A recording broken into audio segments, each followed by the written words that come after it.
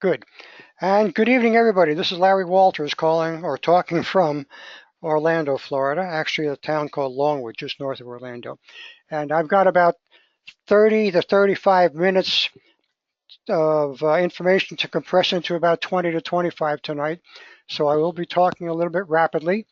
And the webinar will be posted on YouTube later on. So if I mumble my words, which I am prone to do when I try racing, you can go to the webinar on YouTube and listen for it.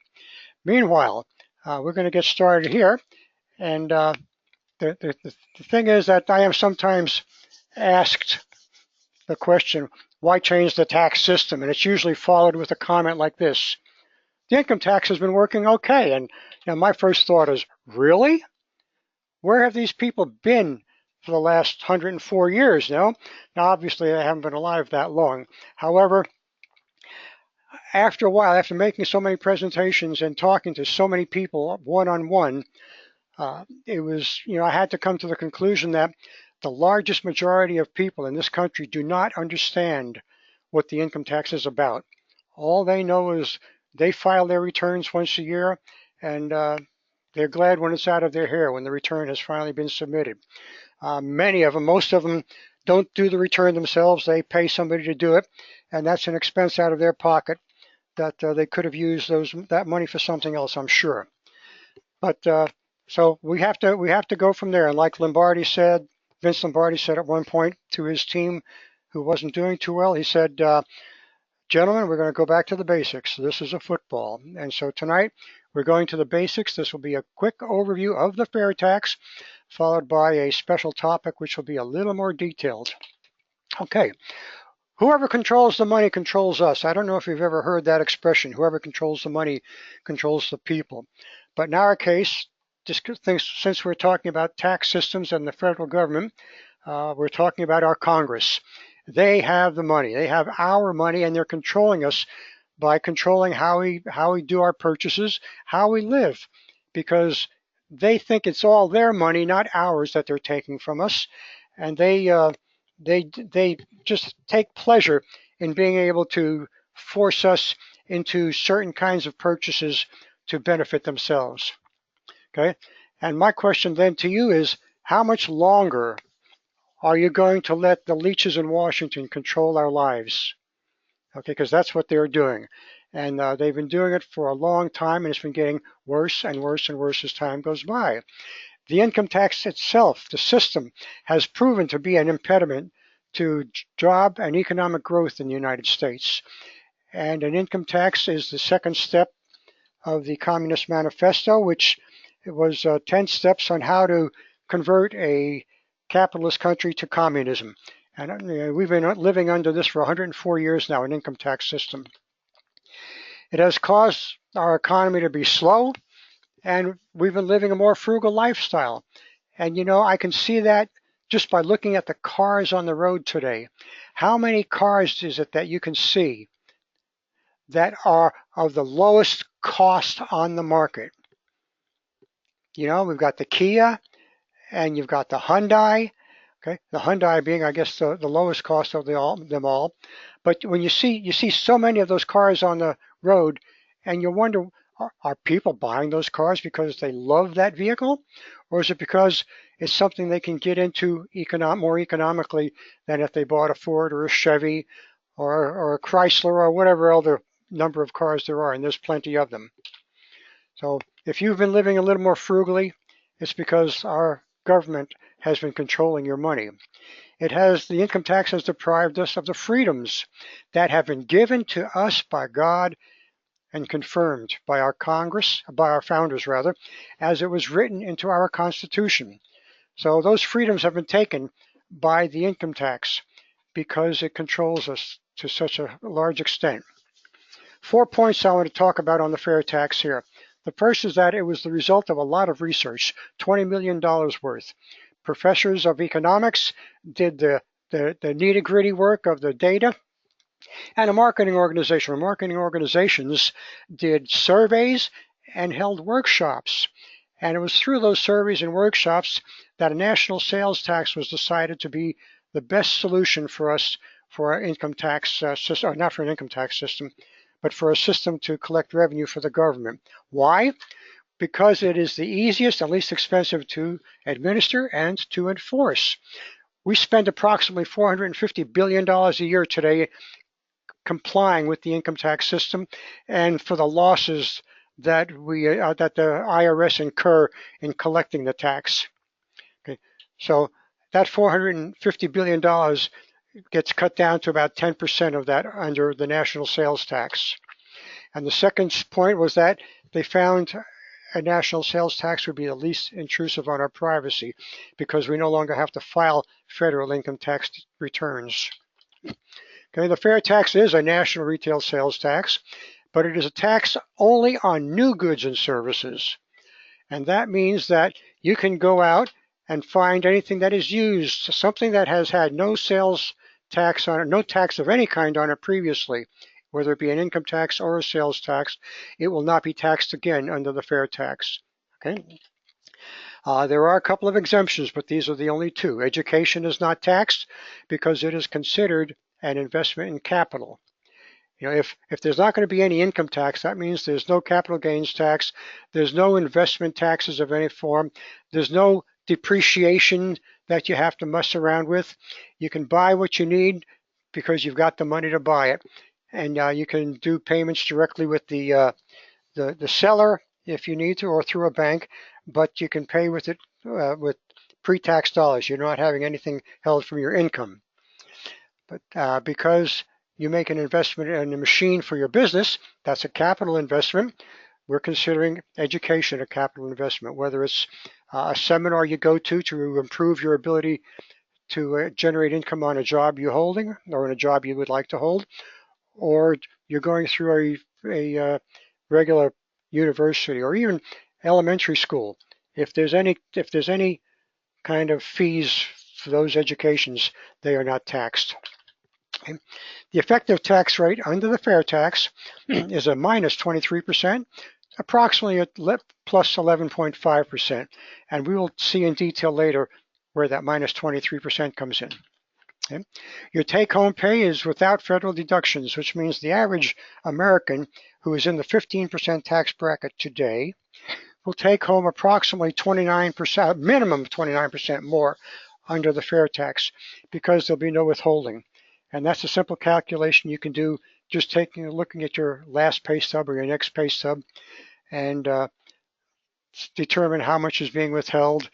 And if you were to get that back, what percentage of an increase would it be over what you're taking home today? So your take-home dollars actually increase nicely.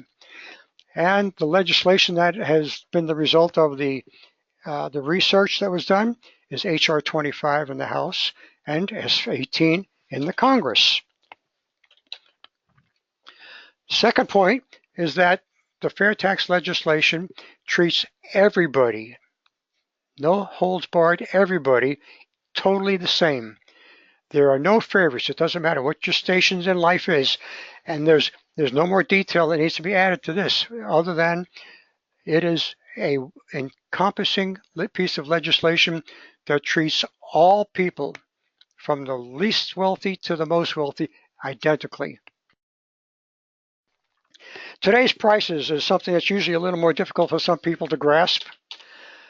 We are paying today 20 to 25% more for everything we purchase, and those are the hidden taxes that are in the price of the goods we're buying. Okay, that's the taxes and compliance costs, and they go away under the fair tax. Now, just because they go away doesn't mean the cost of goods and services go down by that much. They'll go down by maybe 15%, okay, and then before the sales tax is added. But you'll find that the price of goods and services may go up 10 or 12%, but you're taking home 29% more dollars, so it should not be a problem for you. Those things, we're paying a sales tax now, and most people don't know it. And it's because it's buried in the price at the cash register. But remember this, under the fair tax, those embedded taxes vanish. They're no longer to be seen. Okay, the next point is there are no exemptions, as I had talked about briefly. And some people wonder why. Why not exempt clothing? Why not exempt food and so on and so forth? And I'll take one example which applies to everything. Let's talk about a pair of trousers. Consider a pair of jeans. I may go out and buy a pair of jeans. You may go out and buy a pair of jeans for $40 or $50. Let's say $50 for round numbers. And let's, for this example, say that the tax rate is 10%. Keep the numbers simple. So those jeans with the tax embedded would be $50. Okay, $5 of that is tax. A wealthy person would go out and buy a pair of designer jeans. They'd pay $120, $25, $150. For the sake of my example, we'll say $100 to keep it simple. So the tax embedded in their jeans is $10. If that product, those jeans, were not taxed, we would pay $45. They would pay $90. They are benefiting twice as much dollar-wise as we would be.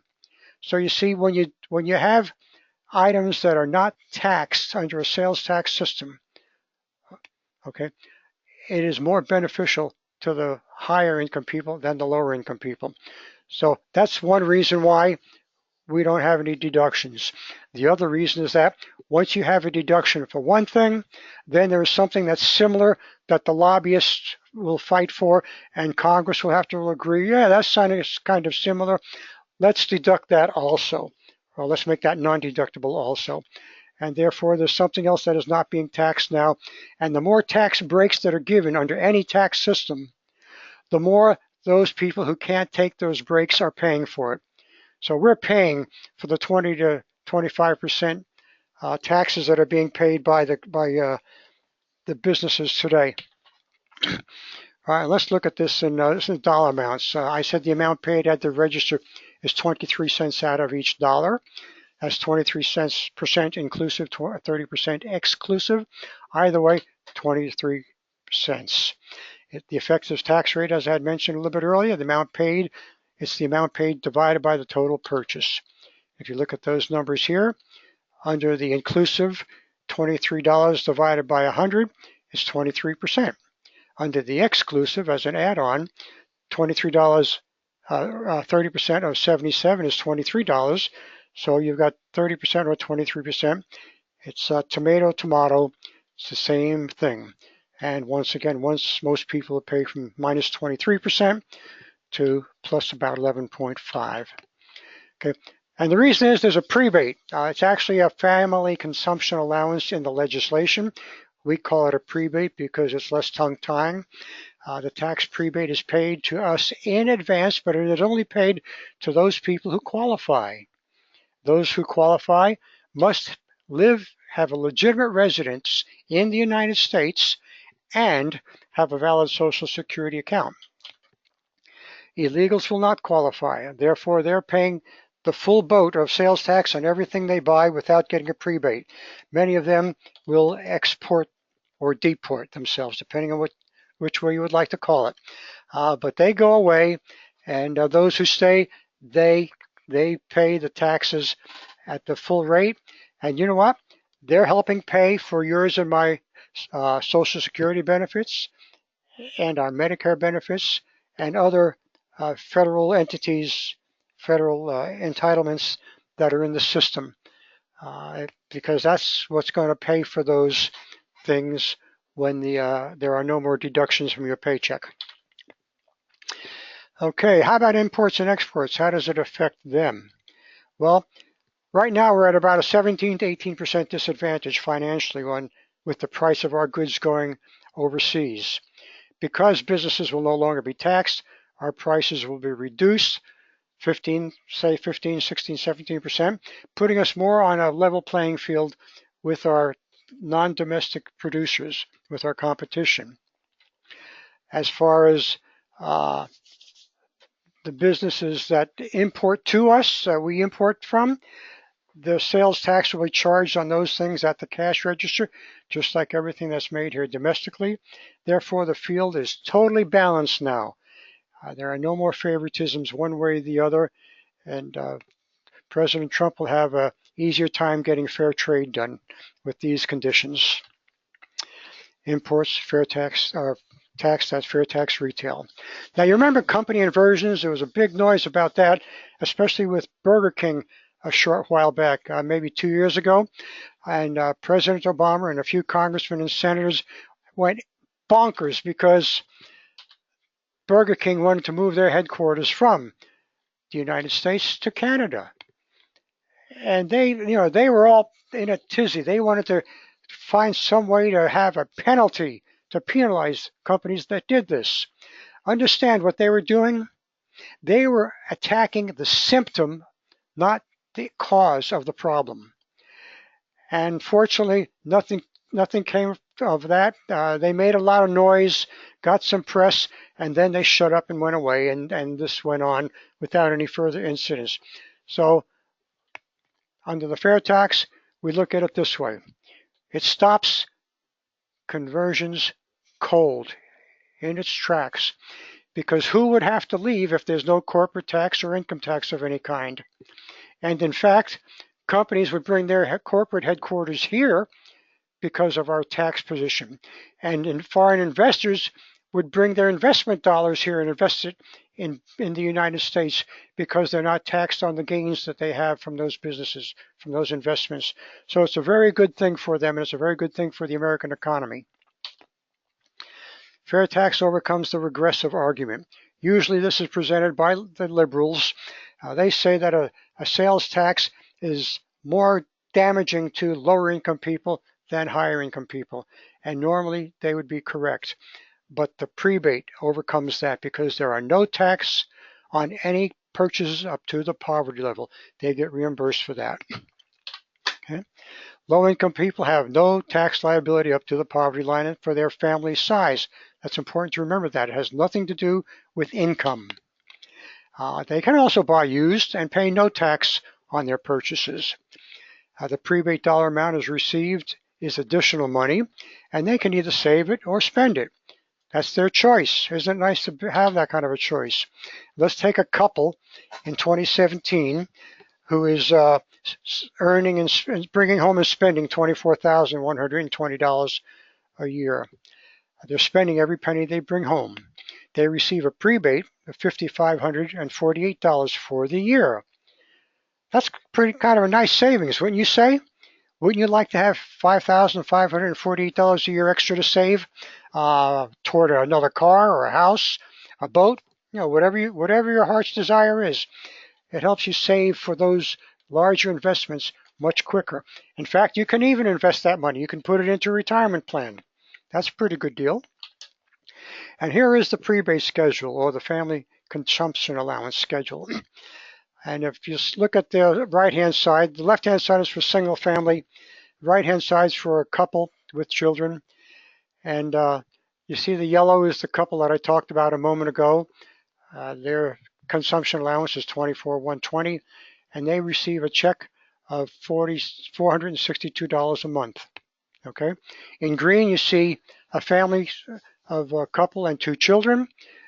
Their threshold is $32,480. That's how much they can spend without paying any tax, because they get reimbursed the tax. They get $623 a month. So that's pretty neat. And of course, if you've got a family with 7 kids, you'll get $1,000 a month to cover the tax for those expenditures. So it works out very well for everybody. And here's where the minus 23% comes in.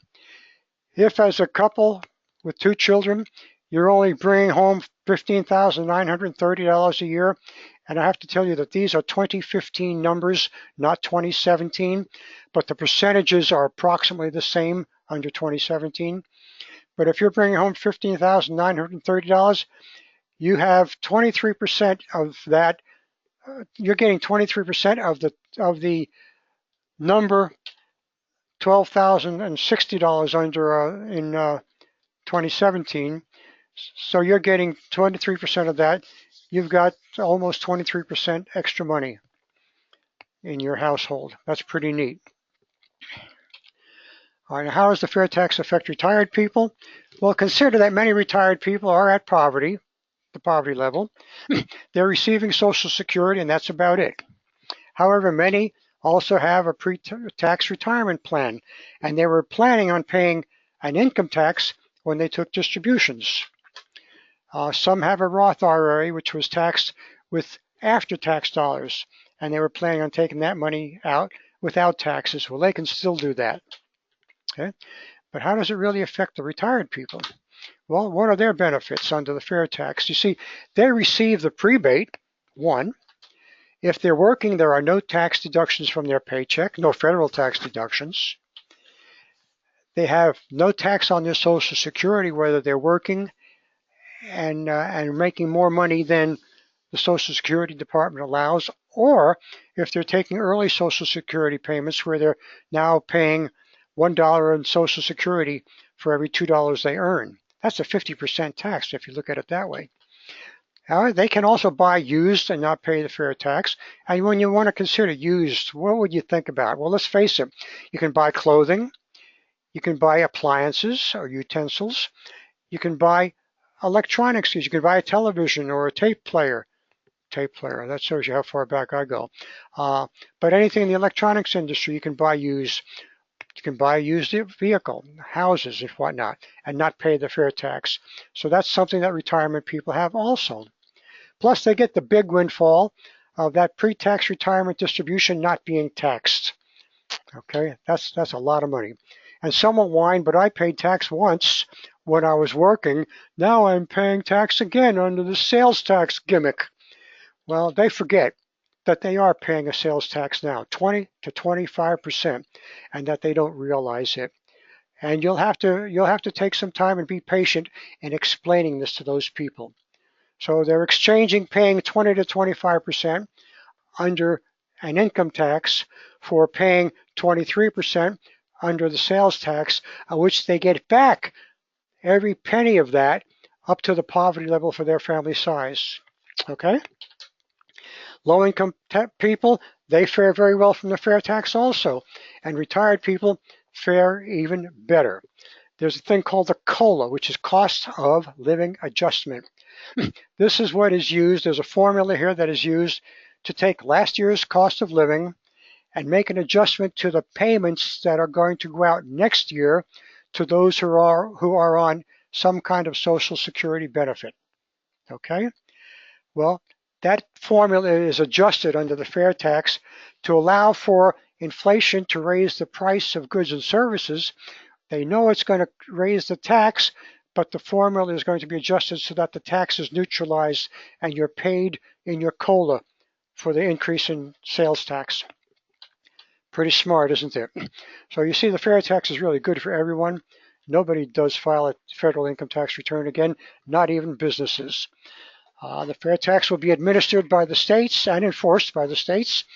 And 45 states already have a sales tax, so they know how to do it. And states that don't want to set up their own sales tax department, those 5 states out there, they can contract up another state to do that for them, or the federal government. The choice is theirs, but at least they have the choice. They'll probably decide to have their own sales tax department. The states will process the applications and verify the information for the family consumption allowance, the prebate. So they'll verify names, residence, and Social Security accounts before passing it on to the Social Security Administration so they can do checks. The prebate applications need to be renewed every year unless there's a change in the family status, possibly a marriage and somebody moves out, or maybe somebody else moves in, somebody in addition moves in, or a death in the family, something of that nature. But any change in family count needs to be reported right away. If it's not, you'll get the benefit of the prebate until that person that moved out gets their own, because they'll qualify for their adult prebate. States and businesses, they will get 1/4 of 1% of the tax that they collect as a fee for administering and enforcement of the FAIRtax. Okay. Frequent questions we get is, would it be easier to pass the flat tax? This hasn't been a question in the last 6 or 7 months since Congress and the President are talking about a tax system with 3 tax brackets. But the answer to this is absolutely yes. And that's what Congress said it wants to do, because they don't want they don't want to get rid of the income tax. And all flat tax proposals are a tax on income anyway, requires the 16th Amendment, which the FAIRtax processes sister legislation to abolish. An income tax or a VAT of any kind is ripe for change. It's ripe for corruption. So how long do you think it will stay flat, as I had asked earlier? Okay, so who opposes the fair tax? Anyone whose income is derived from the complexity of an income tax. Lobbyists, first on the list, they make huge sums of money for getting Congress to agree to legislating a loophole or a tax break of some sort for whoever the lobbyist is lobbying for. Politicians themselves are opposed to the fair tax. Now we've got a good number of co-sponsors, but this does not compare to those who will not co-sponsor the fair tax because they want the ability to get campaign contributions from lobbyists as well as other perks that are off the records, and they also like to have the power of collecting money for certain purchasing habits or changing habits. IRS workers obviously will be a little bit opposed to this because they're losing their jobs, and most of them will go to some other department in the federal government. They can go to work for the IRS or Homeland Security, which is the CIA, FBI, and so on and so forth, and get jobs there. Many of them will retire, and many more will get jobs in the public sector with the booming economy and jobs going up. Incomes will be much better there than they get in the government. Some accountants who primarily do tax returns will be opposed to the fair tax because we're taking their livelihood away. So they have to do real accounting now instead of just messing around with the income tax system. And those who are just plain afraid of any kind of change will be opposed to the limiting the income tax for a fair tax. So just imagine for a moment not filing a federal income tax return again. Imagine not fearing an IRS. Imagine enjoying the freedoms of the privacies we've lost by not having to file those income tax returns. Okay, so what can you do to help? Get serious about advocating this idea. FAIRtax.org is the home for FAIRtax, the national organization, and our research papers are housed there also. Register with them so you can be counted as a supporter. FloridaFairtax.org, FL FAIRtax, that's the home for the Florida FAIRtax organization.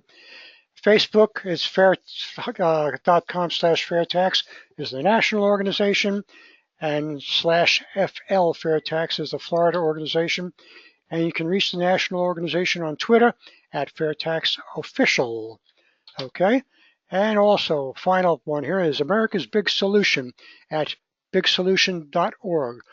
If you think about it, the fair tax is America's big solution.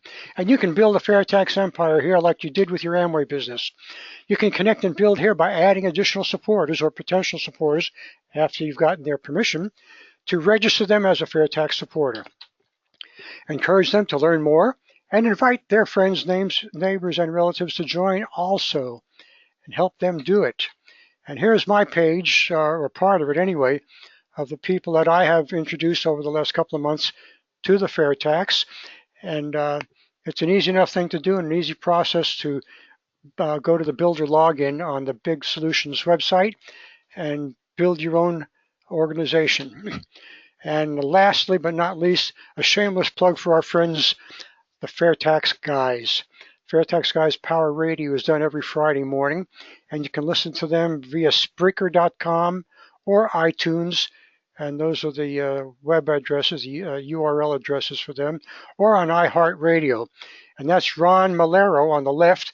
Ron is now the newly elected president of Florida FAIRtax Education Association. And Bob Paxson on the right is an old-time radio man, and he's built a studio for himself. You can see some of it in the background in his home, and that's where they broadcast their FAIRtax Guys Power Radio from. So America's Big Solution is broadcast out of there. And listen, they have something on there that's on, you can go listen to it. It's called You Might Be a FAIRtax Fan. This is kind of hilarious, guys. It's a takeoff from Jeff Foxworthy's lines of "You may be a whatever," and go listen to that, and you'll get a couple chuckles out of it. Okay, so register and join the FAIRtax. Join the 1040 Club, which is a small way in which you can contribute monthly to help the FAIRtax grow and maybe get some real radio advertising and possibly even television advertising. So we'll take some questions now, and I'm going to go over and look if you've got see what we might have submitted over here. Okay, let's see. I'm going to start with Mr. David, who's got his hand up. That says he's got a microphone. And David, if things are working right, you are no longer muted. But I still see the mute there. Let's see about that. Okay, apparently you hit that button by mistake and you really didn't have something you wanted to say. So we'll move on along. And I'll leave you muted. Okay, here's Joshua. Joshua is... It looks like my control panel here isn't working. What's going on? Uh-oh, I see what it is. It looks like the GoToWebinar people have made some changes to their system again that I am seeing for the very first time. Uh-oh. All right, that's not working either. I do not know what to tell you here, folks. There's one other place I can try. Find my dashboard.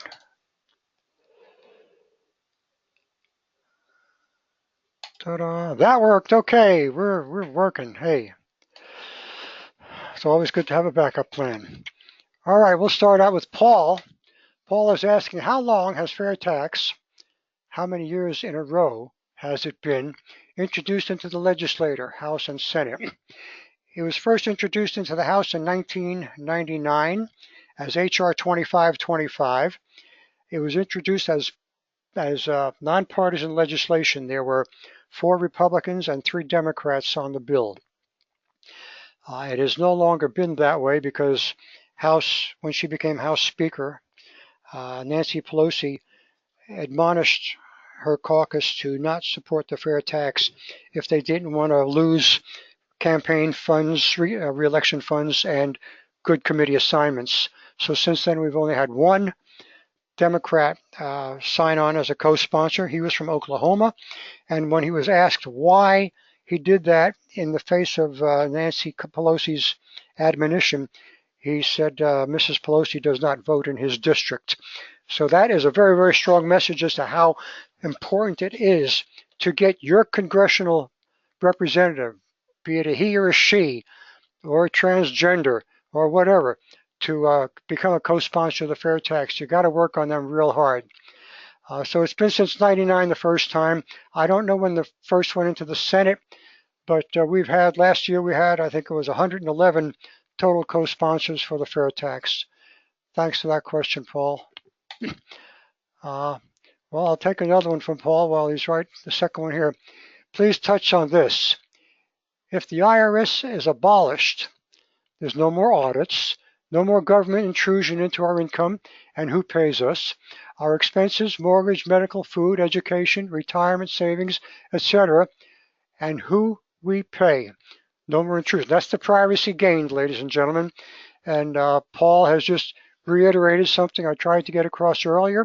And if I fumbled it or babbled it, Paul made it very clear here. Thanks, Paul. All right, now we're going to talk to Joshua. He's asking, he missed last month's webinar, but he's back now. Well, thanks, Josh. Good to see you. And let's see what your question is here.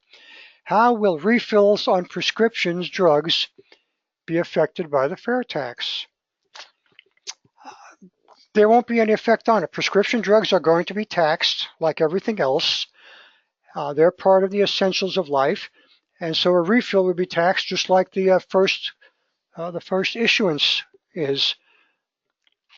Easy question. Thank you. I'll give you another chance here. Is it possible for Congress to audit the IRS? I do not know.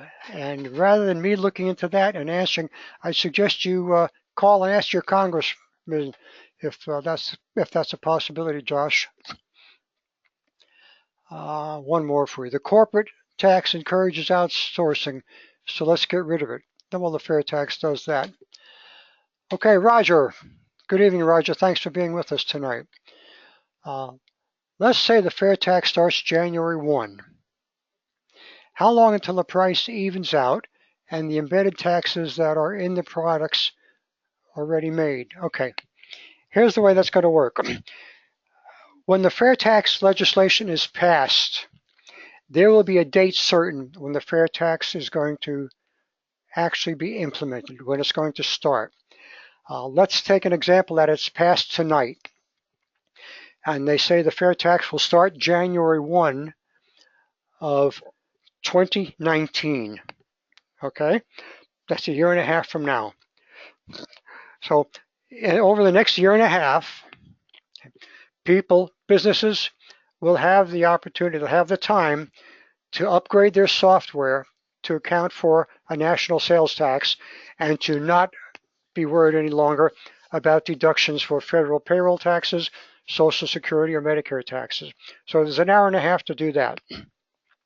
When the fair tax starts in January 2019, those who have inventory that was purchased under the income tax have a year and $1 million with which to take a tax credit against the fair tax on sales they make in 2019. So that's how that's going to be handled. And as far as the competition actually leveling the prices, that'll take a year or two, but competition will do that. And here's a simple example. Let's say we both have a bakery, and we're 2 blocks apart from each other. And when the fair tax is implemented, because you don't have to worry about all the embedded taxes, you're getting your bakery goods at a lower cost now, okay? And you're not paying the 7.35% FICA for your employees. You've got that extra money. You can keep that as profit if you choose. But the bakery, I'm in the bakery down the street, and this is going to be a golden opportunity for me to earn some of your customer base by expanding mine, by lowering my prices below yours. So I lower my prices appropriately, and customers start coming to me. All of a sudden, you're going to realize you're losing income because you're not getting the sales. You're losing customers. And you find out that old Larry down the street has lowered his prices when the fair tax went in, and that's why he's getting your customers. What do you think you're going to do? You're going to start lowering your prices or watch yourself go out of business. That's how that is going to work. Okay? God, Josh, let's see. Frank, let's see. Can you suggest a number of the simple things that people can do to support the fair tax, i.e., call on legislators, that's 1, write letters, that's 2, supporting the fair tax to the local papers, that's 3, join the 1040 Club, that's 4. That's 4 items you enumerated, Frank. Thank you very much. Absolutely. Contact your congressperson many times, every other week, if they're not a co-sponsor. Hey, why haven't you co-sponsored the fair tax yet? Please tell me explicitly. This is a good question, ladies and gentlemen. Ask your representatives, whether it be U.S. senators or your U.S. congressperson. Ask them explicitly if they're not co-sponsors. What is it that you don't like about the fair tax that keeps you from advocating it? It looks like a great plan, better than the income tax plans that are on the table. And then shut up. Listen to what they have to say. I guarantee you they won't answer your question. And when they're finished, thank you, sir, or thank you, Congresswoman so-and-so, but you didn't really answer my question. Tell me what it is you don't like about the fair tax. And if they give you anything, it's going to be one of 2 things. It's going to be false information that they've been told, or it's going to be a lie because they know better. And now it's up to you to challenge them. And hopefully you're in a nice audience, a town hall meeting or something like that where you can do that. But even if you're not, you have to bring it up. You have to let them know that they're lying. Okay? Make them really feel the heat. Thank you for that, Frank. One more. And voting for the federal tax at popvox.com. That's right. I failed to mention that, folks. If you go to www.popvox.com, You can look up legislation, HR 25 and S18, and you can either approve or disapprove of those two, one at a time, and you can even put in a comment. So if you know something, if there's something about the fair tax that you really like, you're really attached to, write about it. And if you know something about the income tax that is really bad, write about that. Let them know you're not an ignorant person just being a robot and saying, well, I approve of the fair tax, okay? Give them hell. With all of the benefits, this is from Charles, with all the benefits to politicians, why would they support the fair tax? Charles, I think we've pretty much talked about why they don't. I enumerated those in the presentation, and if you missed it, I'm sorry. I know I was going fast and mumbling some words on occasion. I know I was doing that. Go back and try and pick it up on the webinar on the YouTube when it's out there. Linda is asking, so the IRA and Roth IRA won't be tax effective if the fair tax passes. Well, the Roths are not taxed now anyway. That's the way they work. But yes, the IRAs will not be taxed. There is no tax on any form of income wheresoever it came. Go and rob a bank, Linda, and spend it. We'll tax you when you spend it, but we won't tax you when you get it, okay? Thanks for that question. Now we'll go to Linda. For those who want to support the fair tax, will there be a march or rally in D.C. at the White House? And if so, when, or will each state do this? I do not have an answer for that question. There was a gathering at the Capitol, I believe, a couple months ago in April 15th, around that time. It was on April 15th, I believe. And that was initiated by Marilyn from the organization called FAIRtax Nation. But at the moment, there is nothing like that planned. If you're good at doing something like that, Linda, love to have you plan it from wherever you are. I don't know where you're calling from or talking from, but yeah, if you're good at doing something like that, organizing something like that, please do it, and let's get something rolling. But if nothing else, you can maybe get a few people to join you at your congressman's office and have a march there.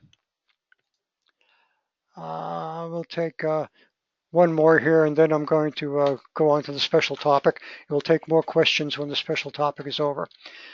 As a retired person, this is from Charles, as a retired person collecting Social Security, having a home office and a Roth, which is tax-free, why would I pay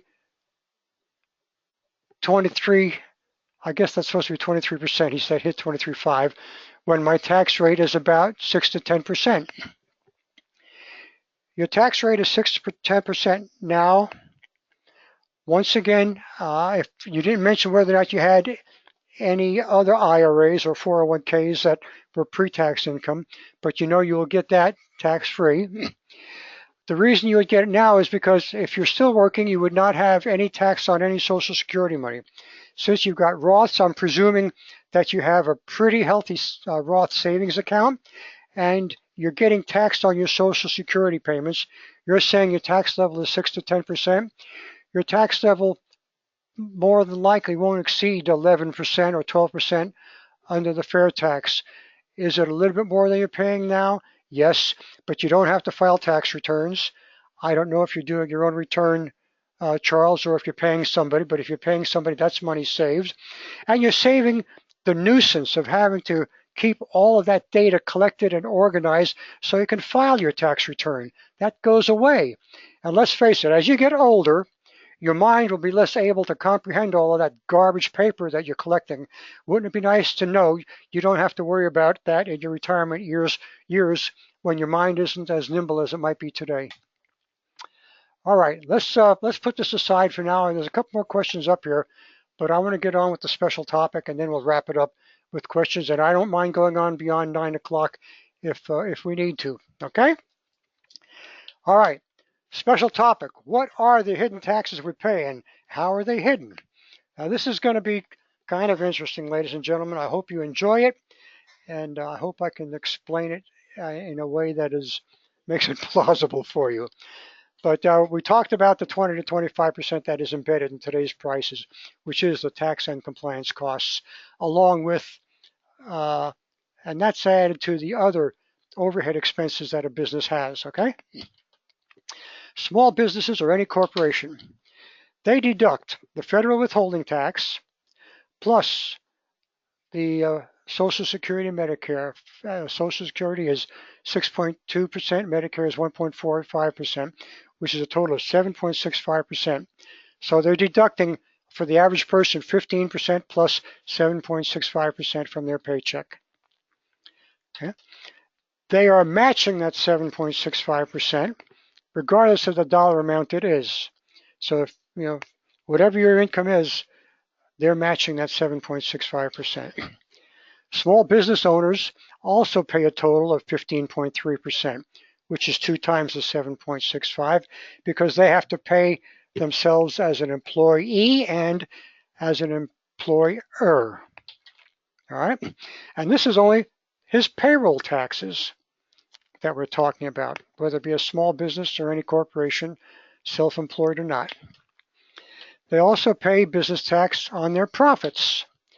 Individual income tax rates for these profits range 10 to 39.6%. Corporate tax rate is 15 to 35% today. A business must recoup all of these taxes and compliance costs, okay, plus their regular overhead expenses in order to not go out of business. This here does not include profit yet. They've got to add a profit to those items. So this is just to break even. Now, how do they do this? Well, they have what I decided to call a happy team. And it's an accountant or a tax attorney and the company's CPO if they have one, and whoever the staff might be. And they are instructed on how to record all of these expenses, rents, insurance, utilities, etc., which is the general overhead of the business, plus their taxes and their compliance costs. They have to know in what boxes to put those in their business reporting sheets so that they can be properly accounted for when tax time comes. All right, so let's see what happens here. Once they learn how to do that, let's take company one. We're gonna skip the detail of the overhead, but we'll talk about the taxes, and when I say other stuff, that's their compliance costs and their overhead, okay? They have those things added to the price of their product. And they ship that out to business, their customer, another business in this case. The shipping company, whoever that might be, they've got to add their taxes and other stuff to the price of their shipping fees.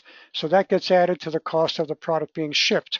And company number two gets that, and they add their taxes and other stuff to their upgrade to the product, and they ship it off to through another freight carrier to company number three. The freight carrier adds his taxes and other stuff, and he delivers it to company number three, who then adds their taxes and other stuff and ships it again. And this carrier, of course, also has to add their taxes and their compliance costs to company number four.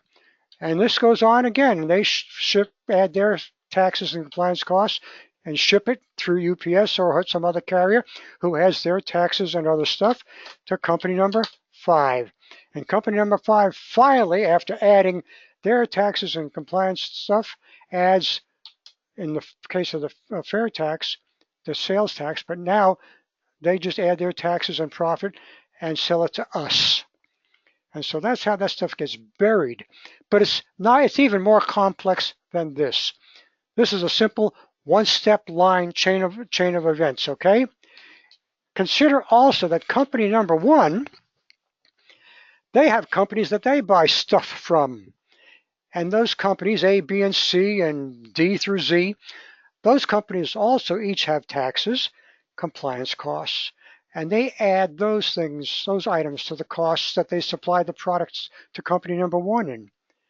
And that happens to every other company in the chain. And I know I don't need to go through that and bore you with those details. You can see that picture pretty clearly, I'm certain. Uh, so that's how the taxes are hidden, and it's in the price that you and I pay when we buy from company number 5 or whomever the retail company might be, whether it's Sears or Walmart or Best Buy or UPS. It doesn't matter who we buy from. Okay, and I can see it now. Some of your, what did he say? Your heads are in a cloud of smoke. What was he talking about? I I don't know, but we'll answer some more questions and see if we can come up with an answer for you on this thing. So we're going to go back to the question, Goody here, and see what's going on. I've got one hand raised. I'm going to pick that one up if I can. Who's got the raised hand? Oh, Mr. Phil. Phil, I hope you're working. I just clicked on you and you disappeared. There you are. Phil, you are unmuted, my friend, and let's see if we can hear you. Okay. My question's related to the first part, not the special topics.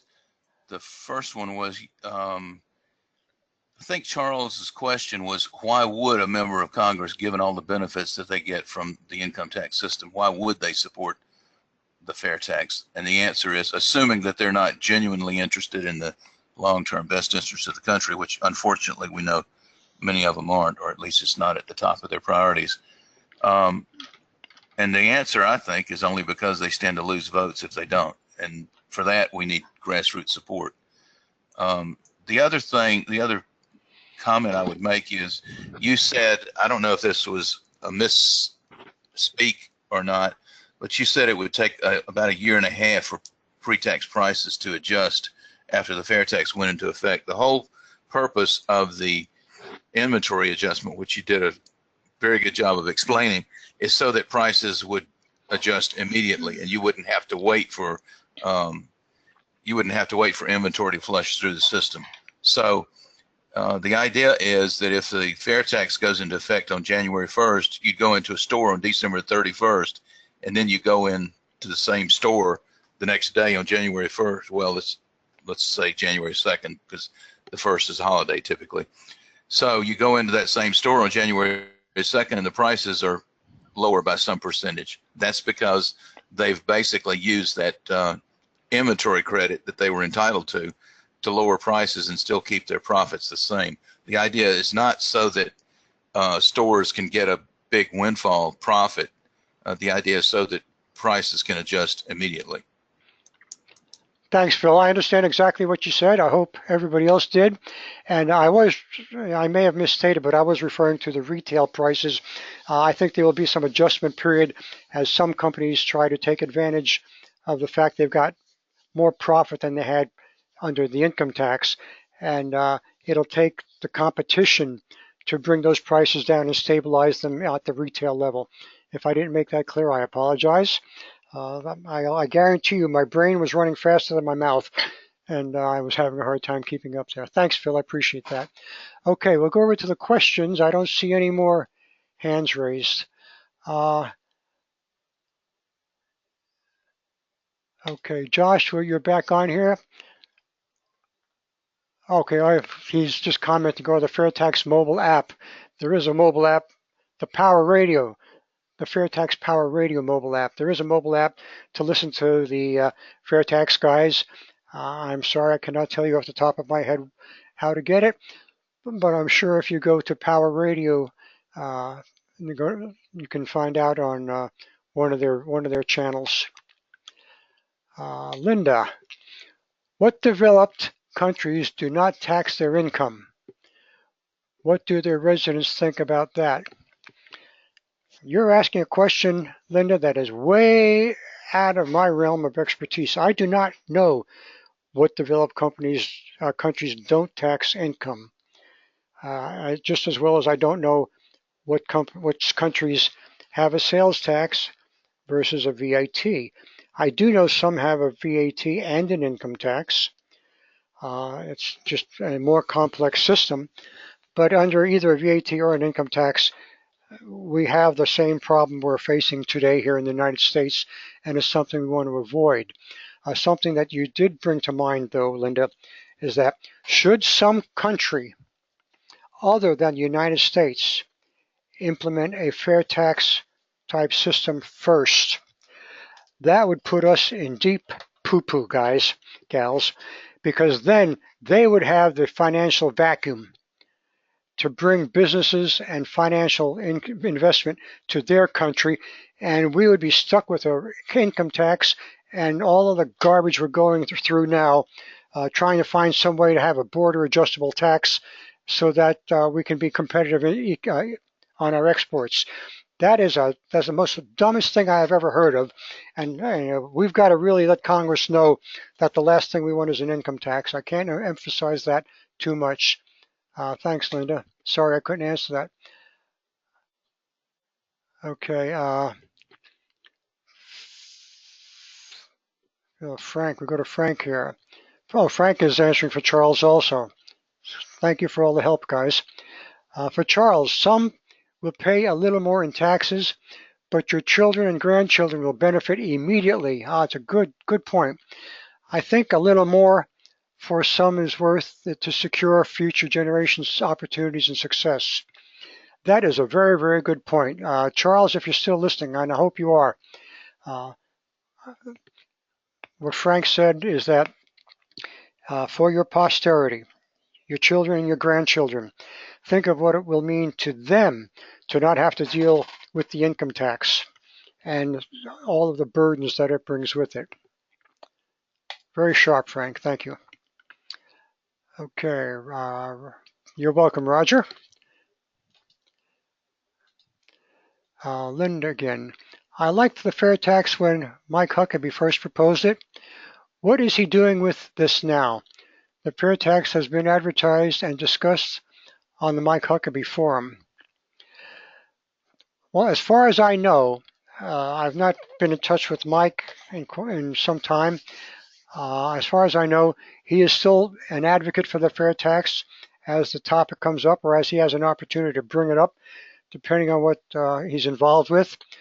Beyond that, I'm not sure what he is doing with it. I don't know if he's trying to keep the ear of the president and Vice President Pence, who, by the way, the Vice President was a co-sponsor of the fair tax legislation when he was a congressman.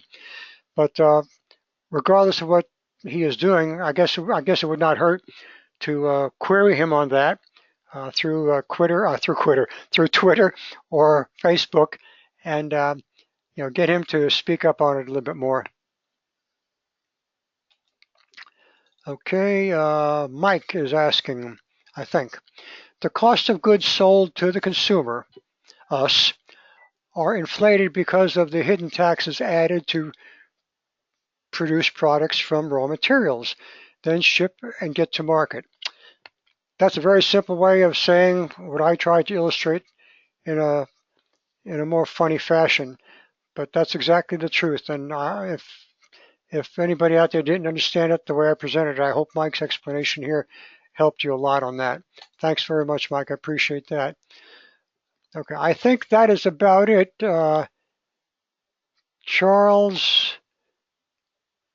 has left. Okay, he's talking about the 23%. Unfortunately, he didn't hear your response before, I guess. What I think Charles wants to know. Members of Congress would support the fair tax. Only because they stand to lose votes if they do not. This is Phil Hinson, some Phil Hinson's comments that are on the question board. He entered it in two ways in case I did not see his hand raised. Well, that'll do it for tonight, ladies and gentlemen. I appreciate you taking the time out of your day to be with us. Next month, Mark Maneri will be back from his vacation. It's a shame he takes 2 months off every summer, but I can only envy that. But he will be back, and I'm sure he will have your attention maybe in a little better fashion than I did. He talks a little better.